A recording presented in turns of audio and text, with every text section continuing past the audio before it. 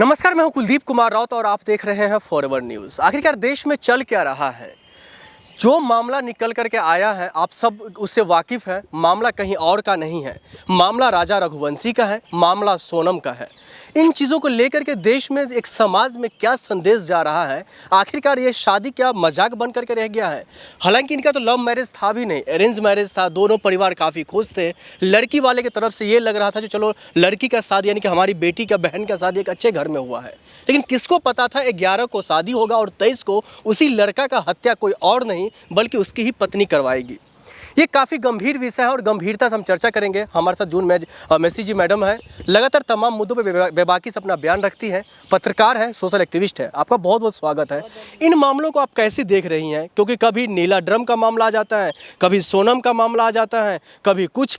आखिरकार देश का जो समाज है वो किस दिशा में जा रहा है? देखिए, अगर नीला ड्राम की बात करेंगे ना तो आप प्रेशर कुकर की भी बात करिएगा, ठीक है। अगर आप बात कह रहे हैं कि इस तरीके की माहौल हो रहा है तो दोनों तरफ से, मैं किसी एक पक्ष का बात करने नहीं आए हूँ, लेकिन अगर पार्टिकुलर अगर इसी मुद्दे पे अगर आप बात करेंगे तो इस मुद्दे पे मैं देखती हूँ कि सोनम जो भी है लड़की है, जो अभी पुलिस ने जो खुलासा किया है उसमें से यही बताया जा रहा है कि उसकी की ही प्री प्लानिंग थी। अभी तक पूरा सामने नहीं आ रहा है, लेकिन अभी तक का जब हम वीडियो शूट कर रहे हैं यहाँ तक का जो निकल के आया है इसी का ही है कि उसी का प्री प्लानिंग है पूरी तरीके से। देखिए, इस देश के अंदर बहुत सारे मुद्दे हैं, लेकिन ये एक सामाजिक मुद्दे हैं। हम हमेशा राजनीतिक मुद्दे पे बात करते हैं, लेकिन एक सामाजिक मुद्दे हैं जिसको बहुत गहराई की तरह हमें सोचना भी पड़ेगा। क्योंकि जिस तरीके से जिस रिश्ते को हम पवित्र रिश्ता मानते हैं, लेकिन वो पवित्र रिश्ते को आज पूरी तरीके से खत्म हो रहा है। और खत्म होने का बहुत सारे कारण है। सिर्फ इसमें ये चीज नहीं सिर्फ लड़की है, ये सिर्फ लड़का है। आपने देखा होगा बहुत सारे लड़का ने भी महिला को, उनकी गर्लफ्रेंड को काट के फ्रिज के अंदर बंद कर देते हैं, कोई कुकर में पका देते हैं, तो कोई जाके गाड़ी में बंद करके जज की उसमें बंद करके रख देते हैं। तो तमाम जो चीज़ें हैं, आपने देखा होगा अभी लखनऊ में भी एक केस आए थे, तमाम जगह पे चाहे लड़का हो चाहे लड़की हो, इस तरीके की केस आ रहे हैं। इसके पीछे आखिर में क्या है कारण? अभी ये जो मामला है इसमें देखिए, अगर लड़की मना कर देती शादी के लिए तो शायद लड़का बच जाता। लेकिन इन मामलों को लेकर चाहे लड़की का फैमिली के अगर पक्ष जानने की कोशिश करें तो उनका माँ तो सीधा उनकी जो घर वाले वो कह रहे हैं हमारी बेटी ऐसी कर ही नहीं सकती है, हमारी बेटी को फंसाया जा रहा है। क्या ये एक तरीके से समर्थन दे रही है वो? हाँ बिल्कुल। देखिए, मैं बताऊँ आपको, चाहे वो घर वाले, माँ हो बाप हो, कोई भी नहीं चाहते कि उनका बच्चा ऐसा हो सकता है, लेकिन ऐसा कुछ हुआ है।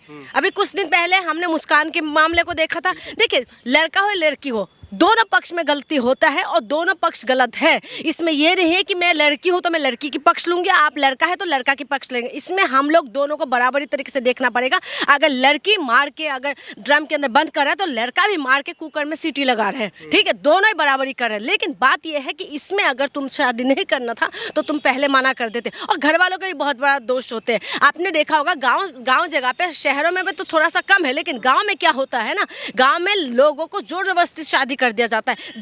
जातों में बात होते हैं, धर्मों में बात होते हैं। अगर ठाकुर का लड़का ST/SC या OBC की बच्चे को शादी नहीं कर सकते, शादी कर लिया तो बहुत बड़ा बवाल हो जाएंगे। आपने देखा घर वाले जाके मार के आते हैं, ऐसा भी एग्जाम्पल है हमारे समाज के अंदर। तो बहुत सारी चीज़ें हैं, लेकिन इस मामले में जो हुआ है वो बहुत गलत हुआ है। उस लड़का जो है राजा रघुवंशी, उसका कोई दोष नहीं था जिसकी वजह से उसको मार दिया। और सबसे बड़ी बात है, मेघालय की बात आए थे और मेघालय पुलिस ने इसका खुलासा किया। अभी मैं इनकी पापा को सुन रही थी, लड़की की जो पापा है वो बयान दे रहे थे कि पुलिस ने उनको फंसाया, उनकी बेटी को फंसाया, इस तरीके की बातें कह रहे थे।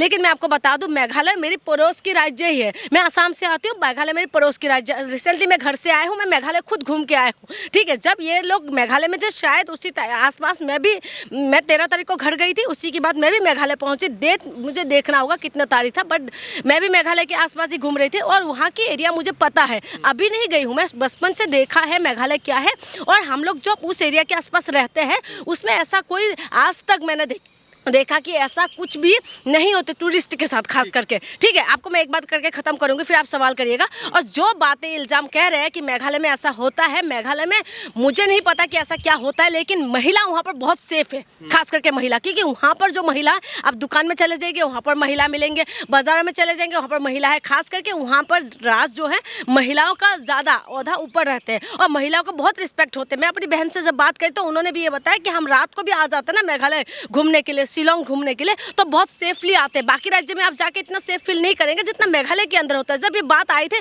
तभी मुझे डाउट हुआ था,